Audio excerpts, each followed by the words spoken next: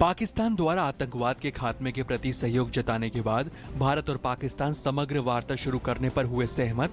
पाकिस्तान के प्रधानमंत्री नवाज शरीफ और उनके विदेश मामलों के सलाहकार सरताज अजीज के साथ सुषमा स्वराज ने की मुलाकात। कहा, समग्र द्विपक्षीय वार्ता के अतिरिक्त विभिन्न मुद्दे भी होंगे शामिल। साथ ही विदेश मंत्री ने बताया, प्रधानमंत्री नरेंद्र मोदी अगले वर्ष सितंबर में दक्षिण एशिया क्षेत्रीय सहयोग संगठन यानी कि सार्क के शिखर सम्मेलन में भाग लेने के लिए पाकिस्तान की यात्रा करेंगे। विदेश मंत्री सुषमा स्वराज ने इस्लामाबाद में हार्ट ऑफ एशिया सम्मेलन को संबोधित करते हुए कहा है कि अफगानिस्तान और भारत के हित परस्पर जुड़े हुए हैं और भारत अफगानिस्तान के साथ मिलकर काम करने के लिए तैयार है। सम्मेलन में एक प्रस्ताव भी पारित किया गया जिसमें सभी देश आतंकवाद के खिलाफ एक साझा रणनीति बनाने की संभावनाएं तलाशेंगे। सुषमा ने सम्मेलन से इतर अफगानिस्तान के राष्ट्रपति अशरफ गनी से मुलाकात की। घर खरीदने वाले लाखों लोगों को बिल्डरों के जाल से बचाने के लिए केंद्र सरकार का बड़ा कदम। केंद्रीय मंत्रिमंडल ने रियल एस्टेट विधेयक 2015 को दी मंजूरी। सभी रियल एस्टेट परियोजनाओं और एजेंटों का पंजीकरण होना अनिवार्य। पारदर्शिता और परियोजनाओं को समय पर पूरा करना है शामिल। मेक इन इंडिया के अंतर्गत भारतीय जहाज निर्माण उद्योग को बढ़ावा देने के लिए केंद्रीय मंत्रिमंडल ने 4000 करोड़ की नीति को दी मंजूरी। दाल की कीमतों में उतार चढ़ाव और खाद्य स्फीति पर नियंत्रण के लिए दाल के सुरक्षित भंडारों को बनाने की भी दी मंजूरी। अनाज और चीनी की पैकिंग के लिए जूट की बोरियों के इस्तेमाल को बनाया अनिवार्य। नेशनल हेराल्ड के मसले पर संसद का कामकाज भी रहा बाधित। हंगामे के कारण राज्यसभा की नहीं चल सकी कार्यवाही, जबकि लोकसभा में एक विधेयक पास। सरकार ने कांग्रेस पर लोकतंत्र को खतरे में डालने का लगाया आरोप और विपक्ष के आरोपों को किया खारिज।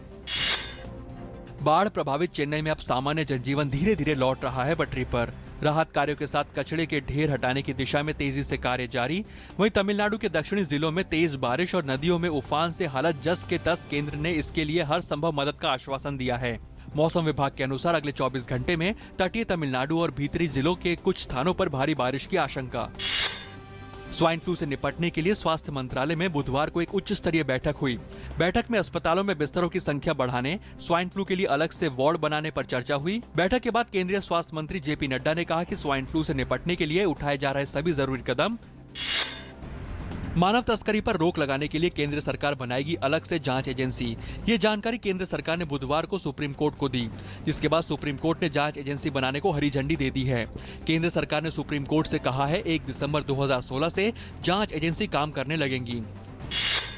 प्रधानमंत्री कार्यालय में राज्य मंत्री जितेंद्र सिंह ने कहा है कि पिछले 1.5 सालों में देश में परमाणु ऊर्जा क्षमता को बढ़ाने के लिए काफी प्रयास किए गए हैं और इसमें काफी वृद्धि हुई है। उन्होंने कहा कि पिछले 1.5 साल में प्रधानमंत्री मोदी के विदेश दौरे की सबसे बड़ी उपलब्धि भारत के परमाणु कार्यक्रम को मजबूत बनाना है। उन्होंने कहा कि प्रधानमंत्री की कनाडा यात्रा के दौरान 5000 मीट्रिक टन और कजाकिस्तान की यात्रा के दौरान 7000 मीट्रिक टन यूरेनियम आपूर्ति का समझौता हुआ।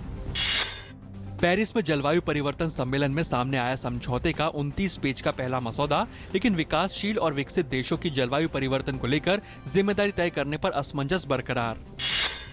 सीरिया के मौजूदा हालात पर चर्चा करने के लिए रूस, अमेरिका और संयुक्त राष्ट्र की कल जेनेवा में होगी बैठक। पिछले कुछ समय से हिंसा के साए में घिरे सीरिया में शांति बहाल करने की कोशिश के तहत हो रही इस बैठक में संयुक्त राष्ट्र के शांति दूत स्टाफन दी मिस्तुरा भी शरीक होंगे। सीरिया में जारी हिंसा में अब तक करीब 2.5 लाख से भी ज्यादा लोग मारे जा चुके हैं और लाखों लोग बेघर हुए हैं। बुधवार को अफगानिस्तान में कंधार हवाई अड्डा परिसर पर हुए तालिबान के हमले में मरने वालों की संख्या बढ़कर करीब 70 होने की खबर है। तालिबान आतंकियों ने हवाई अड्डा परिसर में सरकारी कर्मचारियों के निवास और सैन्य शिविरों पर हमला किया था।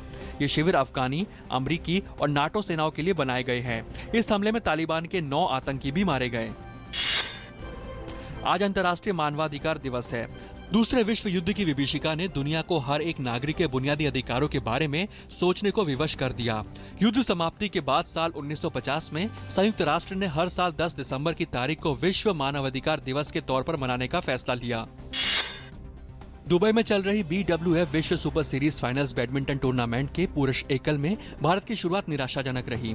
पहले मुकाबले में भारत के श्रीकांत को जापान के केंटो मोमोता से हार का सामना करना पड़ा है, जबकि प्रतियोगिता के महिला वर्ग में भी भारत को हार का सामना करना पड़ा। साइना नेहवाल को पहले ग्रुप मुकाबले में जापान की नोजोमी ओकुहारा ने हरा दिया। ब्रिटिश हैवीवेट मुक्केबाजी चैंपियन टायसन फ्यूरी से विश्व खिताब जीतने के 2 हफ्ते से भी कम समय में वापस ले लिया गया है।